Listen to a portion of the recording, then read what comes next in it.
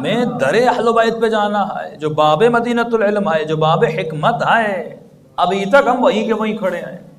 گویا مومن ایک ٹریڈ میل پہ کھڑا ہے، روز دوڑ تو رہا ہے لیکن وہیں کا وہیں کھڑا ہے، سفر طے نہیں کرنا۔ صراط مستقیم جو سیدھا راستہ ہے، اس کی کوئی مسافت ہوگی؟ 50 سال میری زندگی گزر گئی، میں صراط مستقیم کے کس دہانے پر کھڑا ہوں؟ جب یہ کہتے ہیں کہ ایمان کے 10 درجے ہیں، 10 مراتب ہیں، مومن یہ تو سوچے میں ایمان کے کس مرتبے پہ پہنچا ہوں، دوسرے پر ہوں، تیسرے پر ہوں، اور یہ کب پتا چلے گا؟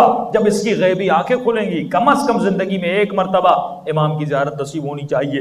اس کے لیے بہترین عمل ہے جو آزمایا ہوا بزرگوں کا عمل، پر میں روزانہ اگر کوئی مومن مسبحات پڑھتا ہے، یعنی ایسی صورتیں جو سبح یا یسبح سے شروع ہوتی ہیں، عمل تھوڑا مشکل ہے لیکن اگر کوئی بزرگ کرے اس عمر میں تو کرنا چاہیے، جو عمر بڑھ گئی اور موت کے بہت قریب ہے۔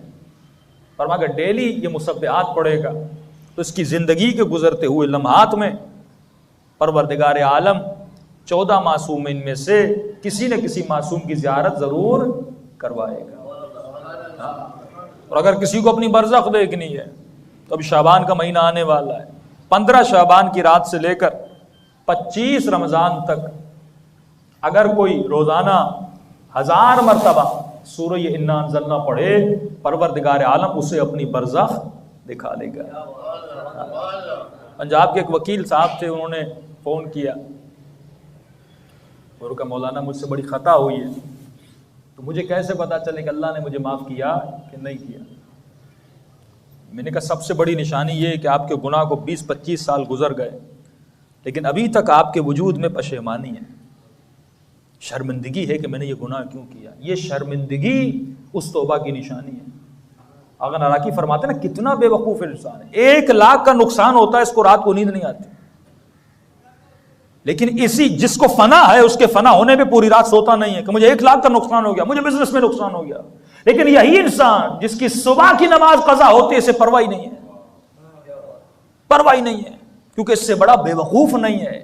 جس شے سے تمہیں بقا ملے گی اس کے کھونے سے اس کے اوپر اثر نہیں پڑتا، لیکن جس چیز کو اس کے وجود سے جدا ہی ہونا ہے اس کے جدا ہونے پہ یہ گھبرا جاتا ہے، کیونکہ ابھی تک اس نے سیرت علی کو سنا ہے، سیرت علی پر چلا نہیں ہے۔ جب تک ہم چلتے نہیں تب تک نہیں آتا۔ تو میں نے کہا پہلی نشانی تو آپ کے وجود میں پشیمانی ہے، شرمندگی ہے کہ آپ نے گناہ کیا۔ میں نے کہا کوئی نشانی؟ کہا مولانا میں نے خواب کے عالم میں بھی دیکھا ہے، اور کہا مجھے موت سے اتنی محبت ہے، آپ بھی دعا کریں کہ مجھے جلدی موت آ جائے۔ میں نے کہا اہل بیت فرماتے نہیں ایسی دعا نہ کیا کرو، دعا کیا کرو اے خدا مجھے عاقبت بخیری نصیب فرما، جب بھی میں مروں تو میری عاقبت بخیر ہو جائے۔ میں نے کہا کوئی نشانی؟ کہا مولانا ایک نشانی تھی، میں خود کہتے میں نے خواب میں دیکھا کہ لوگ مجھے قبر میں دفن کر کے چلے جاتے ہیں، تو میں نے اپنی قبر سے اپنی روح کو پرواز کرتے ہوئے دیکھا، اور دیکھتا ہوں میں پرواز کر کے وادی السلام تک پہنچ گیا ہوں۔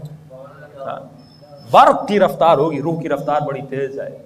تو کہتا میں نے چہرہ تو نہیں دیکھا لیکن میں نے 2 نورانی ہاتھ دیکھے، اور یہ سمجھ آ رہا تھا یہ ہاتھ میرے آقا امام حسین ابن علی کے ہاتھ ہیں، اور مولا وادی السلام میں میرا استقبال کر رہے ہیں۔ میں نے کہا اس سے بڑی توبہ کیا ہو سکتی ہے؟